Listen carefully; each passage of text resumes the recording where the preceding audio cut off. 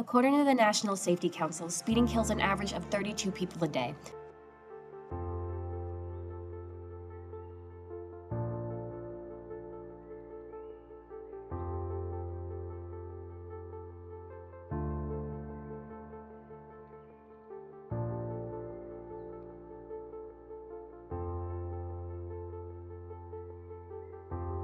Never hesitate to put your seatbelt on. It has a serious chance of putting your life at risk.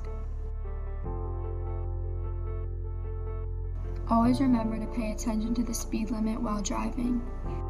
According to the National Highway Traffic Safety Administration, 23,959 passenger vehicle occupants were killed in 2023, with 50% not wearing seatbelts.